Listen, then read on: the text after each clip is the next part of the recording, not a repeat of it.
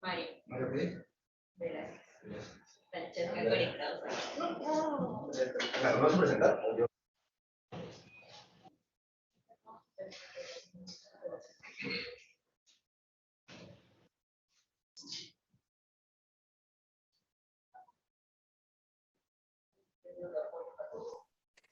Doctor, en cuanto usted me indique, le damos inicio. Ya, podemos iniciar. Perfecto, doctor. Muy buenos días a todos los participantes. Los saludamos y le damos una cordial bienvenida desde la Dirección de Infosalud, que pertenece a la Dirección General de Telesalud, Referencia y Urgencias del Ministerio de Salud y, por supuesto, del Hospital Nacional Docente Madre Niño San Bartolomé del Ministerio de Salud. Bienvenido todo el personal de salud a la telecapacitación del día de hoy, miércoles 8 de noviembre. El tema de la presente telecapacitación es diagnóstico y manejo de la apendicitis aguda en niños, a cargo del médico cirujano David Galvez Salazar, especialista en cirugía pediátrica del Hospital Nacional Docente Madre Niño San Bartolomé del Ministerio de Salud. Les recordamos que pueden enviar sus preguntas a través del chat de la plataforma Zoom y por nuestro canal de YouTube, y serán absueltas al finalizar las ponencias. Comentarles además que esta telecapacitación está siendo transmitida y grabada en el canal de YouTube Telesalud Minsa Telecapacitaciones, así que pueden acceder a ella en cualquier otro momento y a la cual los invitamos a suscribirse. Iniciamos entonces con la ponencia. Buenos días, doctor, nuevamente. David Galvez Salazar, especialista en cirugía pediátrica del Hospital Nacional Docente Madre Niño San Bartolomé. Es un privilegio tenerlo con nosotros. Bienvenido, doctor, y adelante, lo escuchamos. Buenas tardes, gracias a todos por la presencia y por la oportunidad para poder hablar un poco de un cuadro frecuente que es la apendicitis aguda en niños. Me acompañan en este momento, en esta oportunidad, el doctor Mario Velázquez, residente de segundo año, y la doctora Francesca Casa, residente de tercer año. Vamos a compartir con ustedes algunas experiencias y algunas cosas puntuales sobre la presentación o los casos de algunos niños con apendicitis aguda. Bueno, empezamos la presentación.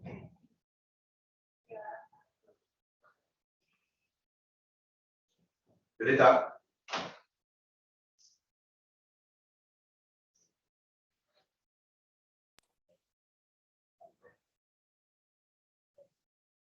Violeta. Un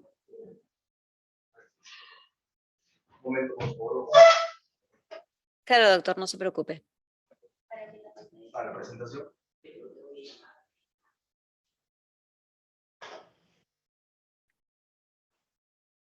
Bueno, iremos hablando un poco.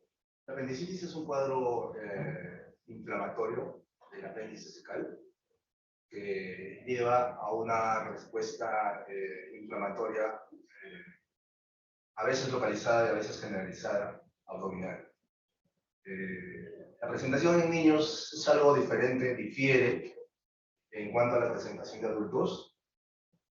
Sin embargo, es básicamente parecido el tratamiento y el manejo de este tipo de patología.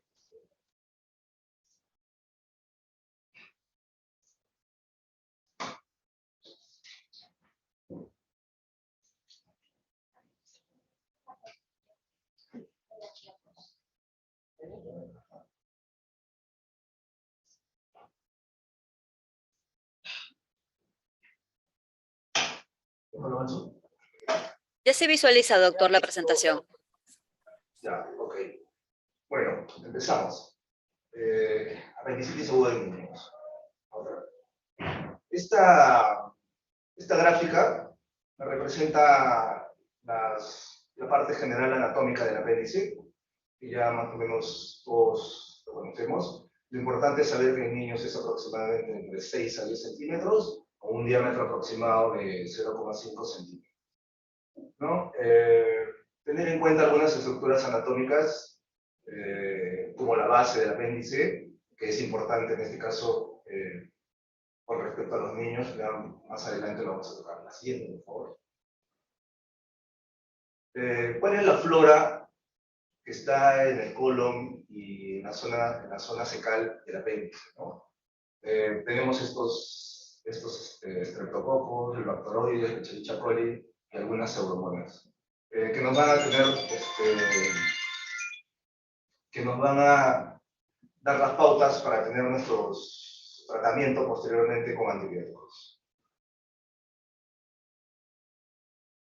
En el caso de niños, hay una posibilidad, si bien es cierto es baja, pero a tener en cuenta mucho, eso siempre se lo repetimos a nuestros residentes, que hay otras patologías que pueden tener una malposición, mejor dicho, una posición variable o variante en el lado izquierdo del apéndice, ¿no?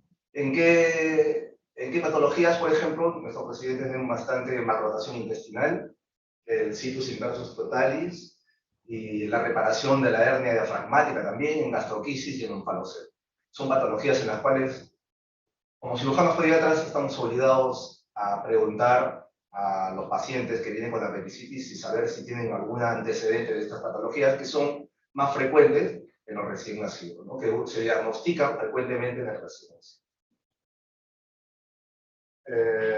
Algunas consideraciones anatómicas, una de ellas es que el epíplon es delgado y está en proceso, no subdesarrollado, sino en proceso de desarrollo en los niños pequeños, sobre todo en los menores de 5 años, 4 años, que es el epíplon es una barrera mecánica que a menudo participa y colabora a detener el cuadro de apendicitis aguda, ¿no? Formando un plastrón apendicular. En este caso, en los niños, sobre todo en los menores de 5 años, esta barrera mecánica no está todavía completamente desarrollada, y como se puede leer ahí, es delgado y pequeño.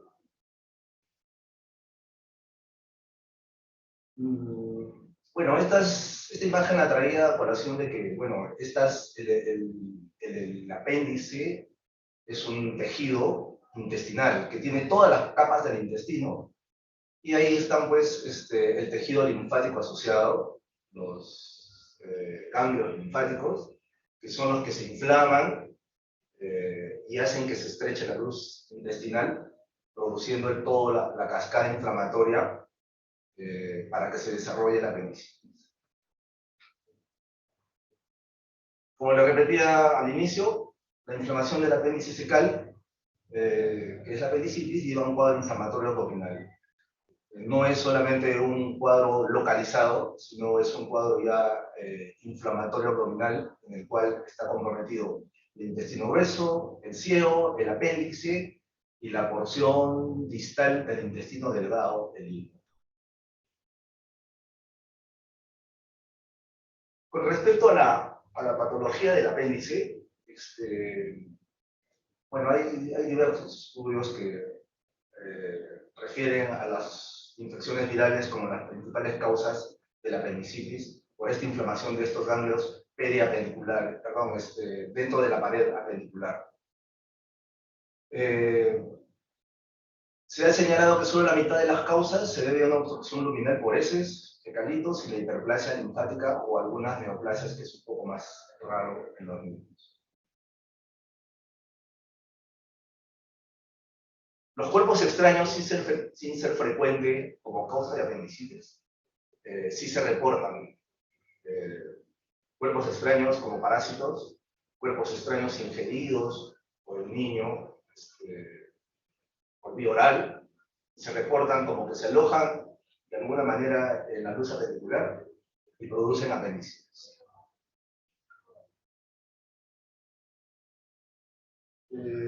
Con menos frecuencia, los patógenos entéricos pueden infectar directamente el apéndice, ¿no? Estamos hablando de que causa la hiperplasia linfoide apendicular y producen esta obstrucción. Algunos adenovirus, el virus de la rubiola, el virus de Epstein-Barr, el actinomyces y el Escherichia coli. Esta lámina la traigo a colación de que es mucho más frecuente que en el adulto la perforación durante la apendicitis. Ahí podemos ver los porcentajes conforme van disminuyendo la edad. la posibilidad de perforación es bastante alta. Bueno, yo al menos he visto dos o tres casos de apendicitis en neonatos, y la perforación es inminente, es casi inmediata, no inmediata, pero en pocas horas. Sí, pues es un alto riesgo la perforación, mientras más pequeño es el niño.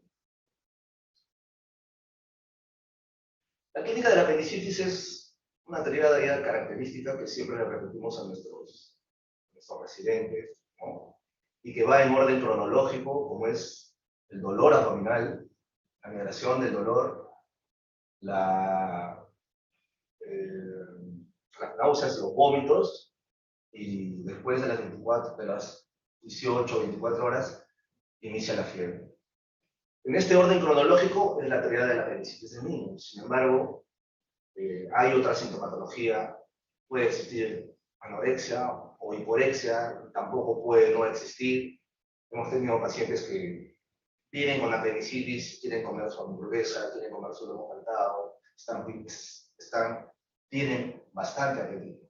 Hemos tenido pacientes que han venido, niños con diagnóstico de infección urinaria y con un examen patológico de orina, transferidos al hospital como infección urinaria, terminan siendo apendicitis. Así como hemos tenido pacientes con gastroenterocolitis, que llegan al hospital con ese diagnóstico, ¿no? Y termina siendo un cuadro apendicular. Como les digo a los colegas residentes, les digo, mientras haya la presentación cronológica y de dolor abdominal, náuseas y vómitos y fiebre, en un niño es obligatorio descartar apendicitis y no confiarse de un examen de orina, de la historia que a veces nos relata algún familiar o del diagnóstico con el que viene de otro centro de salud.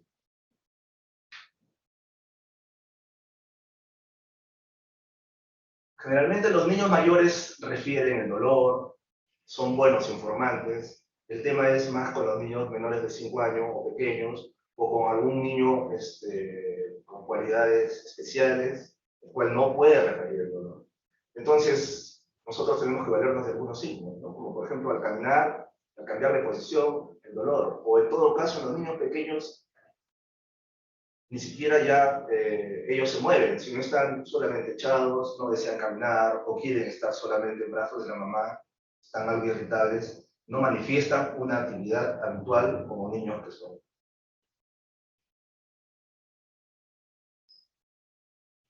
Luego vienen los vómitos, puede haber solo náuseas, algunos niños no vomitan, solo náuseas refieren. Como les digo, la hiporexia no es una constante como síntoma de presentación.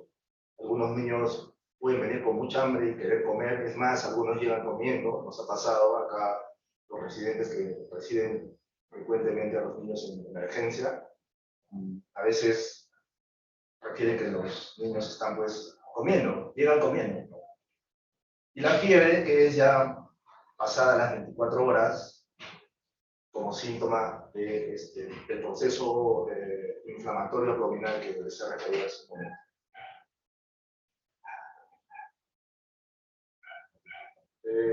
La anorexia como que no existe en los niños, más es una hiporexia, ¿no? Pero como les refiero es más relacionado a niños mayores, ¿no? Que pueden ya un poco racionalizar su dolor y saber que si les está doliendo la barriguita o el abdomen, no pueden comer, ¿no?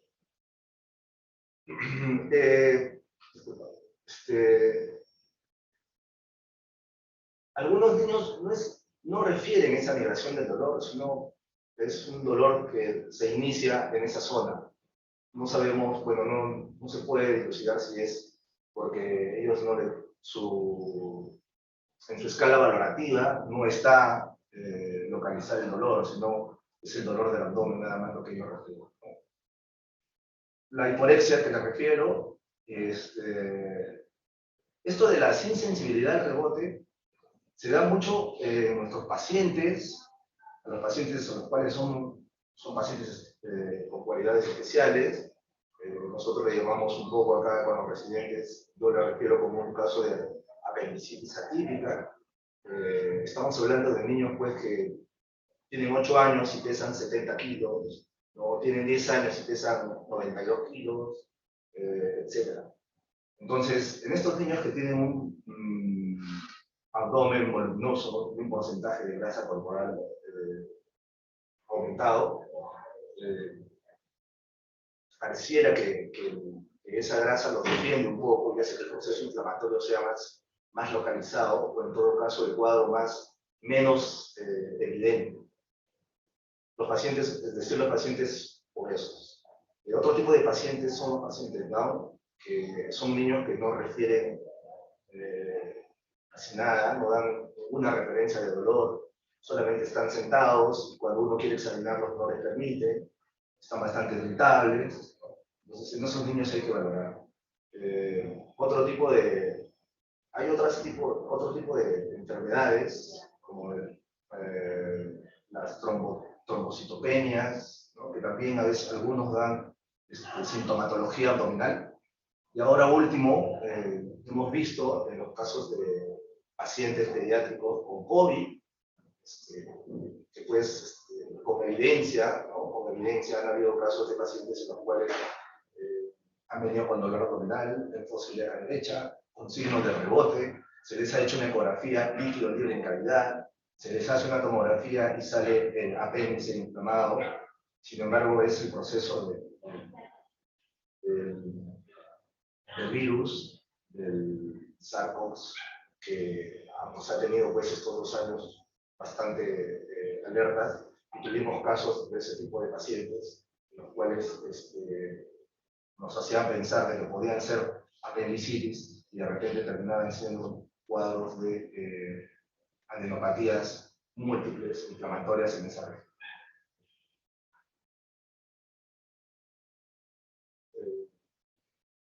Un poco la presentación de los síntomas según la edad. Como les manifestaba hace un momento, siempre en los niños pequeños es un poco más difícil y más abigarrado el cuadro clínico. Es más difícil de tratar, hay que tener más acuciosidad, más detenimiento, no descartar sin tener una evidencia, un dolor abdominal en un preescolar menor de 5 años. Siempre hay que tener una evidencia, por lo menos una ecografía. El ideal sería una tomografía en la cual uno descarte el proceso apendicular. Los escolares y adolescentes es un poco más sencillo, más fácil, entre comillas, diagnosticar el apéndice, porque ellos ya dan referencia de muchos síntomas. Y bueno, también su proceso inflamatorio a veces por anatomía es menos, avanza un poco más lento, no es tan precipitado como los niños pequeños.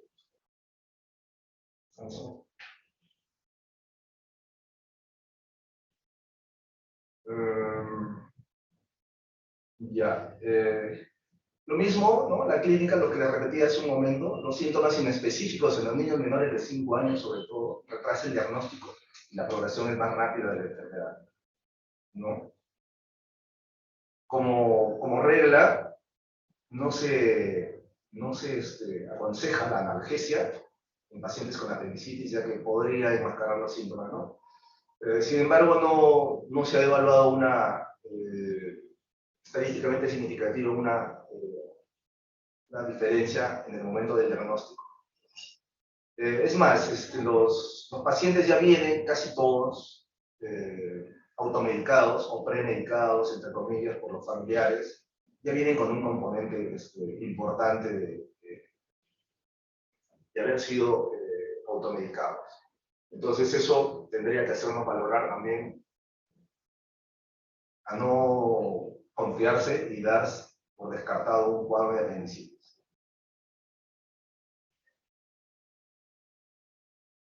En cuanto al laboratorio como parámetros, hay una neutrofilia, una leucocitosis media, como lo dice ahí, neutrofilia, las plaquetas están normales. El PCR mayor de 5 miligramos sí nos alerta también de un dolor abdominal de un niño, ¿no? Elevado de manera importante. En cuanto a imágenes,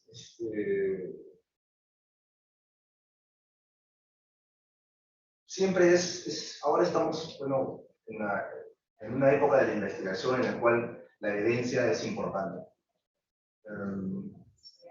Siempre la ecografía y con más especificidad la tomografía son las más utilizadas o deberían utilizarse para descartar un cuadro de apendicitis aguda que no sea típico. Si alguno, todos los hospitales, o deberíamos tener nuestro tomógrafo, los hospitales pediátricos, para, en el caso de esos niños en los cuales tenemos dudas clínicamente, porque el diagnóstico del 90%, diría 80% o 90% de apendicitis es clínico, deberíamos tener un tomógrafo para poder descartar, en esos casos difíciles, atípicos, descartar un cuadro de apendicitis y tener la evidencia. Eso sería muy favorable para el paciente, para la institución y para las instituciones gubernamentales que a veces terminamos pues descartando un cuadro apendicular en un paciente con presentación atípica, termina siendo apendicitis, el paciente termina mal, viene ya complicado, con peritonitis generalizada, a veces con sepsis, terminando este paciente en una estancia hospitalaria, en el mejor de los casos, estancia hospitalaria prolongada, estamos hablando de 15 días, 20 días. Nosotros recibimos pacientes del interior del país, pacientes operados, complicados, que terminan quedándose en nuestro hospital 3 meses, 4 meses, 6 meses. Hemos tenido pacientes de la selva, de la sierra, de Huancayo, de Cajamarca, del sur también, de Ayacucho, Cusco, los cuales vienen complicados por alguna razón y termina siendo una estancia hospitalaria prolongada. Eso es en el mejor de los casos. En el peor de los casos, los pacientes vienen mal, se les opera acá, lamentablemente hay abscesos intraabdominales, se liberan los abscesos, el paciente termina en sepsis, en sala de operaciones nos requieren intubación y ventilación mecánica y el paciente termina en unidad de cuidados intensivos. Entonces, siempre es importante la evidencia. Una tomografía sigue siendo la prueba estándar que mejor nos haría definir una apendicitis atípica. Acá un poco una imagen donde se ve una apendicitis, ¿no? En una tomografía. Se ven los fecalitos y se ve un cuadro inflamatorio alrededor. Acá también tenemos 3 imágenes en las cuales se puede evidenciar. En una se evidencia bastante bien, en el otro ya se evidencia bien el apéndice. No logro diferenciar si se ve fecalito adentro, pero bueno, en la siguiente ya se ve un apéndice más inflamado, más engrosado, todavía se define apéndice, y en la siguiente tomografía, en la figura C, ya ni siquiera se ve el apéndice, sino se ve toda una zona inflamada y algunas colecciones alrededor. El tratamiento inicial es con hidratación y antibióticos. Dependiendo de cuál sea el tiempo de evolución, puede ser un tratamiento temprano, un tratamiento avanzado, o ya cuando hay complicaciones con el absceso formado.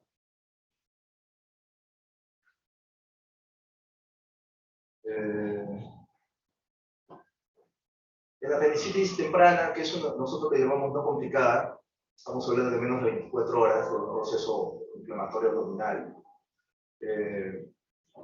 La apendicectomía es lo indicado, ¿no? La apendicectomía puede ser convencional, abierta, laparoscópica, con 3 puertos, un solo puerto. Y hay un tipo de manejo en algunos lugares, por ejemplo en Europa, España, la apendicitis aguda, no complicada, con evidencia de tomografía, con evidencia de laboratorial, que el manejo es no quirúrgico, el manejo es solo con antibióticos. No hay mayores estudios sobre eso, sin embargo, ellos lo promueven como es el manejo de la apendicitis temprana, ¿no? La no complicada. Algunas consideraciones intraoperatorias para más o menos definir el antibiótico o la antibiótico-terapia que le vamos a dar, es si el apéndice es no perforada, si el apéndice está perforada o el apéndice de repente es normal o se refiere a otro tipo de patología. Bueno, en cuanto a cuando ya es una apendicitis complicada, el manejo es parecido, cambian sí los antibióticos que debemos darle, ya debemos darle unos antibióticos más específicos, en los cuales se debe incluir el metronidazol. O ya, si es que algunos casos son más, no tenemos, en realidad, los hospitales deberíamos tener un estudio en el cual nos diga cuál es la flora bacteriana que está con que encontramos en cada caso de apendicitis aguda. Sé que hay otros hospitales que ya están haciendo ese estudio en el cual todas sus apéndices las mandan a cultivar y están sabiendo y están obteniendo resultados que a veces sorprenden. Como decíamos hace un momento, los pacientes ya no son los mismos, siempre vienen automedicados y hay un alto porcentaje de pacientes resistentes a algunos antibióticos de primera línea.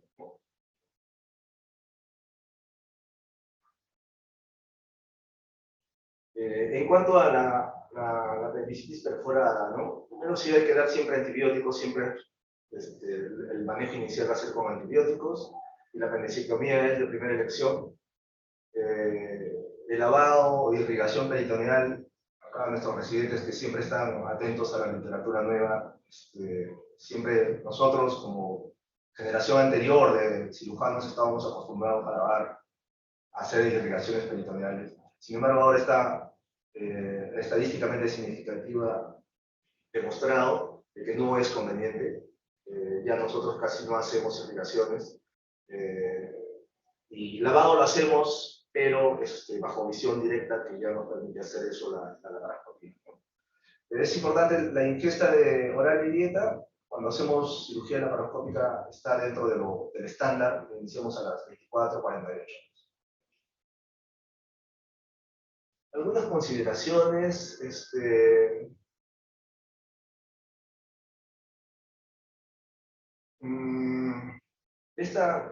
traía esta diapositiva.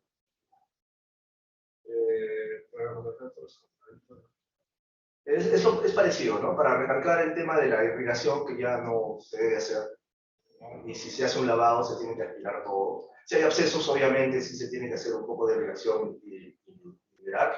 En las peritonitis generalizadas se hace un poco de irrigación localizada en las zonas que ameriten y luego se hace la aspiración directa y necesaria. Y otra cosa que también les preguntan los residentes es cuando hay una peritonitis generalizada, en este caso con el diagnóstico de avanzada, siempre hay que liberar el ilion terminal, porque siempre por ahí vamos a tener algunas, sobre todo en esas peritonitis, con fibrina, fibra adhesivas, con abundante, que ya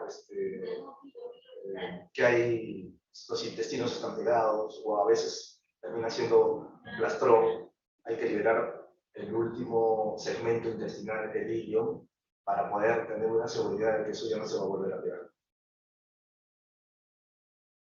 Las complicaciones, como toda cirugía, las tempranas son algunas infecciones de herida, de los puertos, y la disfunción intestinal está relacionada al ilio postoperatorio, al ilio séptico y también a estas adherencias que a veces no liberamos del ilion terminal y se produce alguna obstrucción.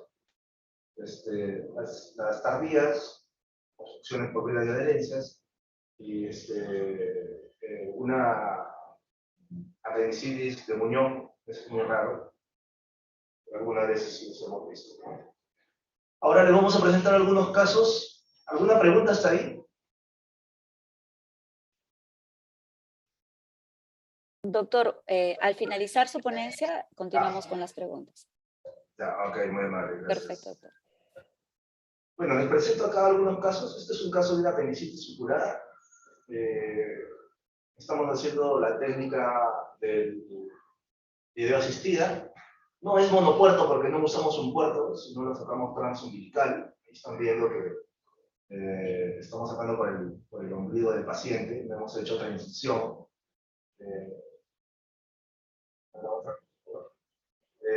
El resultado estético es muy generoso, ¿no? Hasta a veces nos llena satisfacción y hacemos algunas figuras ahí junto a los ombligo del paciente. Hay que saber elegir al paciente, es importante. Generalmente son pacientes delgados, apendicitis no complicadas, aunque nosotros hemos hecho ya algunas apendicitis complicadas, nos damos cierta astucia para poder aspirar, lavar y pegar por un solo puerto. O sea, felizmente, para bien de los pacientes han ido bien.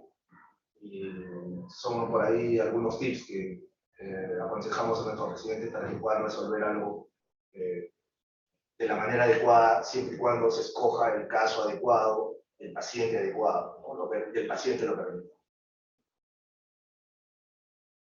La primera foto se refiere eso ya es un signo de alta del paciente. Para nosotros es un signo de alta. El paciente ya no está con la cirugía laparoscópica y con un solo cuerpo el paciente se recupera a las 24 horas prácticamente, ya no está en su cama y como signo nos deja su muñeco ahí tapado para que lo evaluemos y él está jugando por otro lado. Y la siguiente foto es para remarcar que el trabajo es para que un paciente, bueno, el resultado sea óptimo, el trabajo es en equipo. Siempre de la mejor manera, cuando uno trabaja en equipo, anestesiólogo, enfermera, cirujano, residentes, todo el personal de enfermería que está alrededor nos ayuda a colaborar y nos ayuda a que el resultado sea el mejor y el más exitoso para el paciente.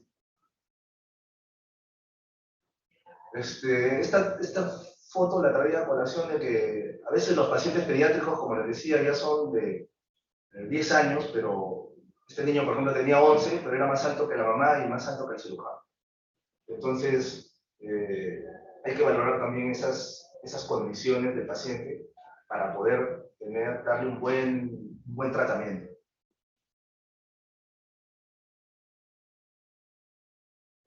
La idea es ser lo más estético posible y lo mínimamente invasivo, como las láminas anteriores, pero a veces no se puede. A veces los pacientes ya vienen bastante complicados. Este niño era un niño con cualidades especiales, había tenido antecedentes de PCI, tenía un retraso más motor que psicológico, ¿no? Y tenía también, claro, no podía hablar mucho, pero entre sus expresiones era muy inteligente. Y bueno, él sí vino con bastantes complicaciones y tuvimos que operar por 3 puertos. Realmente salió. Algunos niños, como él, pasó a UCI, pero luego ya pasó a su hospitalización. Ahí lo vemos con la mamita. Y bueno, como los cirujanos, en la mejor de las relaciones, para poder tener un trabajo importante, hay que conversar con los familiares bien, darles a conocer después de sala de operaciones, darles el pronóstico de su niño.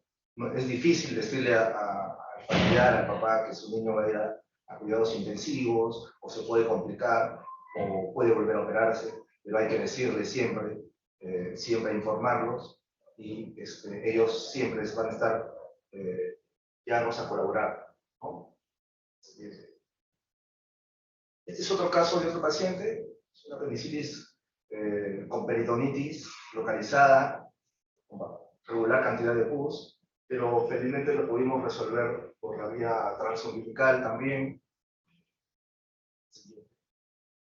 Fue esta niña de 4 años, ¿no? Que la pudimos resolver así, transumbilical.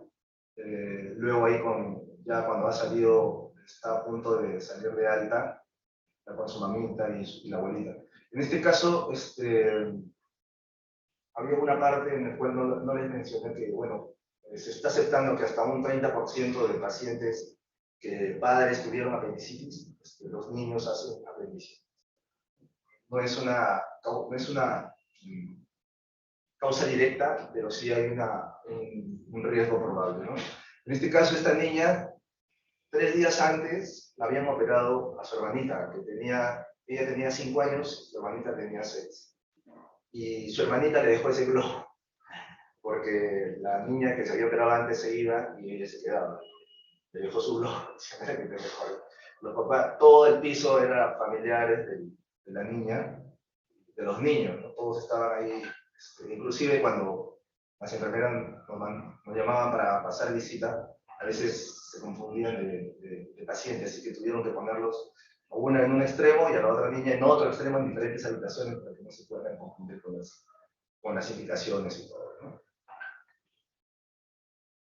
Este caso fue también de una niña, un niño que, una niña parece, que aparentemente no refería como apendicitis. Había algo que no nos cuadraba ahí, que no estaba bien, que no nos hacía decir que la niña esté completamente sana. Le tomamos su tomografía, salió apendicitis, bueno, y efectivamente la tomografía nos ayudó bastante para poder definir este caso, sin ser un caso especial, sin ser un caso diferente, pero sí nos ayudó a definir la conducta quirúrgica, ¿no? Si no le hubiésemos pedido su tomografía, la niña quizás hubiese regresado ya con peritoneus. Siguiente. Ahí estamos sacando casi todo el apéndice, ¿ya? Como ven, el apéndice sale todo, a veces hasta con nuestros residentes le decimos, tenemos que, para usar esa técnica tienes que ver el ciego, y efectivamente a veces se ve el ciego, y es la única condición que nos hace decir que, bueno, ya podemos realizar la apendicectomía. Está corpórea en este caso, pero con una mínima incisión.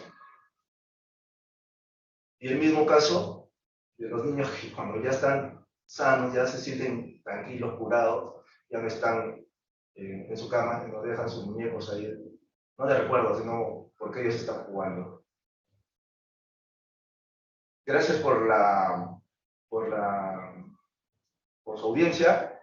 Siempre es bueno, la mejor vibra debe estar en sala de operaciones para que las cosas salgan bien.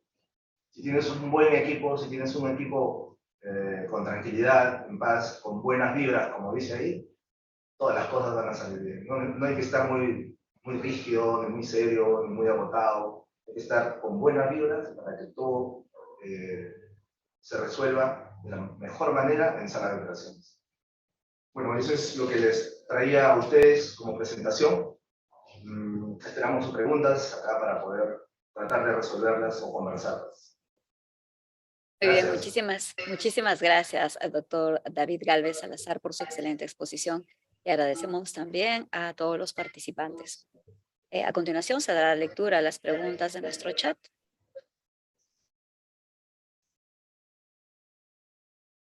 Vamos a las preguntas. ¿Podría brindar recomendaciones para los médicos del primer nivel de atención en la identificación y diagnóstico? ¿Y cuándo es que se debe hacer la referencia a un establecimiento de mayor complejidad?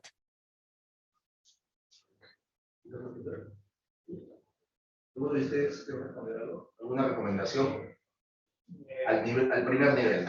Hay que situarnos en el primer nivel. Claro, bueno, idealmente si tienen sospecha de un cuadro apendicular, como lo mencionó ya el doctor Gálvez, la idea es que los pacientes cursen con dolor abdominal, náuseas, vómitos y fiebre. Entre estos 3 signos cardinales, creo que, y con una evolución que no sea muy prolongada, ¿no? Recordemos que la apendicitis tiene en niños sobre todo un tiempo de evolución bastante corto. En aquellos que tengan una clínica de 12 horas o 24 horas con estos 3 signos cardinales, yo creo que meritaría una referencia para que pueda ser evaluado por un cirujano pediatra y en un centro que pueda resolverse el cuadro clínico, ¿no? Y la recomendación también que es importante es que en niños puede haber signos atípicos, como que tengan disuria, tengan diarreas o tengan constipación, pero en el caso de que tengan estos síntomas cardinales, yo creo que debe referirse al paciente para su mejor evaluación. Exacto. La referencia oportuna nos va a ayudar mucho a nosotros que estamos en un centro de un poco de mayor resolución para poder resolver adecuadamente el cuadro de este niño y sobre todo también aliviar mucho al tema familiar y al tema institucional. como dijo el doctor, 3 signos: dolor abdominal, que migra hacia el cuadrante inferior derecho, náuseas y vómitos, y fiebre. Si tiene esa presentación cualquiera de sus niños que en el centro de salud está, hay que referirlo para la evaluación de un cirujano pediatra o a un centro de mayor nivel de resolución para poder atenderlo de la mejor manera. Perfecto, muchísimas gracias, doctor, y el doctor que participó. Siguiente pregunta. ¿Qué examen de imagen auxiliar tiene mayor sensibilidad y especificidad para el diagnóstico?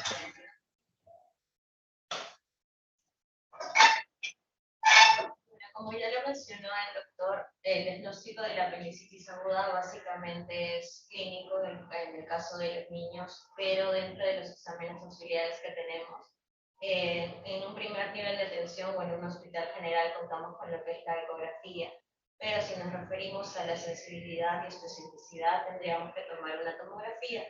Sin embargo, esta no es tan usada en el caso de los niños por el tema de la radiación y más que todo por el tema, como ya lo mencioné, del diagnóstico netamente clínico. Lo que nos ayuda también son los exámenes de laboratorio, tanto el PCR como un hemograma control, para nosotros poder así ver los cuadros de infección de los pequeños. Exacto. Lo que refiere la doctora, nuestra residente de tercer año, es correcto. Si nos vamos a un punto más estricto, tipo examen de residentado o examen de admisión, y si viene esa pregunta porque ha venido, la respuesta es tomografía, ¿no? Tomografía, y si quieres ser más específico, tomografía con contraste. Tiene sus ventajas y sus desventajas, ¿no? O sea, no es el más específico y el más sensible, pero también tiene que tener otras consideraciones. El niño tiene que tener dosaje de urea creatinina, no ser alérgico al contraste, y sobre todo es un examen, si bien es cierto no es invasivo, pero sí se va a ingresar con una sustancia de contraste, y eso es lo que hay que valorar, ¿no? El riesgo-beneficio. Se valora el riesgo-beneficio. A veces es solamente suficiente una ecografía que nos evidencie. Dejamos la tomografía, el diagnóstico de resonancia para los casos más atípicos, los cuales sí sería adecuado tenerlo para poder diagnosticar en esos pacientes que tienen una presentación atípica, ¿no? Que ya lo he referido hace un momento, ¿no? Perfecto, doctor, gracias. Siguiente pregunta. ¿En qué cuadros se deben realizar una cirugía laparoscópica y en qué casos se debe realizar una cirugía abierta? Bueno, de elección actualmente en todas las guías a nivel mundial es la cirugía laparoscópica. Tenemos dos espectros de la apendicitis, donde hay una apendicitis que podemos clasificarla como no complicada y como complicada. En ambos se debe inicialmente practicar una cirugía laparoscópica porque nos va a ofrecer mejor visión de toda la cavidad abdominal. Si esta está complicada y tenemos presencia de pus, podremos aspirar de forma correcta y realizar el lavado dependiendo del criterio del cirujano, ¿no? Porque la evidencia aún es discutible. Se va a laparotomizar o se va a hacer una incisión en un paciente de forma convencional cuando la cirugía laparoscópica se considere que deje de ser beneficiosa en ese momento para el paciente. Puede haber en algún momento que el tejido esté muy friable, que se pueda cruzar con alguna perforación de alguna parte del intestino y tengamos que laparotomizar para brindarle mayor seguridad al paciente, ¿no? Porque esas son las conclusiones. Exacto. Nosotros somos muy respetuosos de nuestros colegas que de repente en provincia operan cirugía abierta en otros lugares donde no, bueno, a veces también nosotros acá hemos tenido dificultades de tener laparoscopio y si nos malogró el laparoscopio y hemos tenido que regresar a nuestras cirugías abiertas, ¿no? Las dos opciones están bien, sin embargo, nosotros hemos visto que la cirugía laparoscópica tiene ciertas ventajas. La primera, solo para decirles o mostrarles algo, es que nos ayuda a ver 20 veces más lo que una cirugía abierta que puede dar esa ventaja de ver, visualizar. La visualización es importante, ¿no? Pero igual, como les comento, somos respetuosos de la decisión de cada cirujano, de tomar la mejor decisión para operar a su paciente, siempre y cuando maneje la técnica adecuadamente, la asepsia adecuadamente y sea la indicación adecuada. Perfecto, doctor. Continuamos. ¿Se puede usar el score de Alvarado sin cuadro hemático si cumple los demás criterios? ¿Perdón? ¿Se puede usar el score de Alvarado sin cuadro hemático si cumple los demás criterios? Sí, bueno, el score de Alvarado en realidad, en su estudio original, ha sido hecho en niños y en adultos. Hay series que validan su score y su puntuación, que nos sirve más para ver el riesgo de apendicitis y más o menos catalogarlos en 3 grupos, ¿no? Existe un grupo intermedio, de repente solicitar imágenes y aumentar con eso la sensibilidad del score más las imágenes y tener un diagnóstico más claro. Creo que la pregunta va dirigida a si no tienen exámenes de laboratorio y pueden aplicarlo. En realidad sí, pero creo que como sugerencia podrían aplicar el PAS, que es el Pediatric Appendix Score, que es un estudio que fue diseñado un score diseñado en solamente pacientes pediátricos, donde las mayores puntuaciones las dan a la clínica, al dolor en cuadro inferior derecho, al niño hacerlo parar de puntitas y hacerlo saltar, por ejemplo. Les da un score o un puntaje de 2, ¿no?, a ambos, y con eso orienta mejor el diagnóstico. Pero es válido también el aplicar el Alvarado. El score de Alvarado se diseña en la base del laboratorio, ¿no? O sea, tomando como principio la base laboratorial, o sea, el tema hemático. Y después se agrega una puntuación a las partes clínicas. Existen otros scores, como el que les ha referido el doctor, el PAS, en el cual la puntuación va dirigida más a los síntomas y a la clínica del paciente que presenta. Entonces, mejor si se va a valorar más la parte clínica y los síntomas, se aplica el otro score. Perfecto, muchísimas gracias. Continuamos. En los casos de COVID con presentación de apendicitis, ¿el tratamiento solo es médico? No, como ya lo ha mencionado el doctor, hay estudios o nuevas técnicas en el otro continente donde deciden enfriar todas las apendicitis. En el caso de que un paciente tenga COVID y presente un cuadro de apendicitis, el tratamiento es igual, netamente quirúrgico. Se toman todas las medidas necesarias del caso para entrar a sala de operaciones, pero el tratamiento es el mismo, se realiza la apendicectomía, ya sea laparoscópica convencional, de acuerdo a la decisión del cirujano y del equipo de anestesiología. Exacto. El tratamiento es el mismo, solamente hay que tomar las medidas de salubridad, las medidas epidemiológicas correspondientes para poderle dar atención a esos niños, que acá hemos tenido muchos en la época de la pandemia, ahora ya no tenemos, y bueno, se ha hecho a todos estos pacientes se les ha brindado la atención necesaria para que puedan resolver su caso. No hemos tenido ningún paciente que haya hecho respuesta inflamatoria sistémica, que es otro capítulo del cuadro del COVID, que haya tenido apendicitis. En otros lugares sí he visto respuesta inflamatoria sistémica, post-apendicectomía. El niño pues ha terminado el tratamiento por la apéndice, fue quirúrgico y luego tuvo que pasar a una unidad de cuidados intensivos porque necesitó ventilación mecánica. No por el cuadro de apendicitis, sino por el cuadro de la respuesta inflamatoria sistémica por COVID. Perfecto, muchísimas gracias. Continuamos. ¿Qué opinan del uso de analgésicos opioides? Bueno, recientemente hay estudios, seguro que nos va a referir allí, nos realizó pregunta, que demuestran que en realidad darle analgésicos opioides a un paciente no enmascara el cuadro como inicialmente se pensaba, ¿no? Sin embargo, hay que también contextualizar el estudio. El estudio fue realizado en Estados Unidos, donde a la mano pueden tener estudios de imágenes que les acerquen más al diagnóstico. Para nosotros en el hospital donde estamos es una conducta que tomamos el no dar analgésicos, ya que en el caso el cuadro puede enmascararse de alguna manera o el niño luzca un poco más tranquilo y a nosotros no nos impresione un cuadro abdominal quirúrgico, no tengamos a la mano la disponibilidad, ya sea de una tomografía o una resonancia que nos aseguraría el diagnóstico, como en las instituciones donde se realizó el estudio. Sin embargo, es un estudio que está realizado, tiene un buen nivel de evidencia, pero creo que haría falta otros estudios y que sean multicéntricos donde nos pueda orientar mejor, ¿no?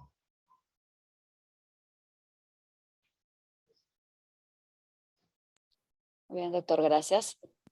Siguiente pregunta. ¿Por qué se dan más casos concurrentes de apendicitis en niños? Hay una, a ver, epidemiológicamente, la apendicitis ahí tiene dos picos durante la línea de la vida, ¿no? El primer pico, donde aumentan los casos, son los escolares, preescolares, escolares y adolescentes. Y el siguiente pico es el adulto joven, estamos hablando de 25 a 35 años. Ya son las épocas de la línea de la vida en la cual hay más casos. Eh, si es que a eso se refería la pregunta a otra parte, ¿no? Eso es lo que se puede saber, por qué hay más casos de apendicitis en niños. ¿Se refiere ahora, antes? No. No, está bien, doctor. Muchísimas gracias nuevamente al doctor David Gálvez Salazar. ¿Tiene alguna recomendación final para nuestros participantes? Sí, con respecto a este tema, como ya lo mencioné, nos ayudaría bastante una referencia oportuna, siempre y cuando haya un buen tamizaje de esta triada sintomatológica en los niños, de dolor abdominal, náuseas y vómitos y fiebre, para que llegue a nuestra institución, se haga una evaluación correcta, una evaluación adecuada y dar solución al problema que trae ese niño. Como dicen, en estos casos vale el karma por comisión, por defecto. Entonces, nosotros estamos muy gustosos de recibir a los pacientes de cualquier nivel de atención. Está bien que lo haga de la manera oportuna y de la manera adecuada. Perfecto. Bien, infinitas gracias al médico cirujano David Gálvez Salazar, especialista en cirugía pediátrica del Hospital Nacional Docente Madre Niño San Bartolomé, invitado del Ministerio de Salud. Ha sido un gusto tenerlo con nosotros. Muchísimas gracias y agradecemos nuevamente a todos nuestros participantes y recuerden suscribirse a nuestro canal de YouTube, Telesalud Minsa Telecapacitaciones. Muchísimas gracias, doctora, a los doctores que lo acompañan también y que tengan un gran día. Gracias a todos. Gracias a ustedes por la audiencia.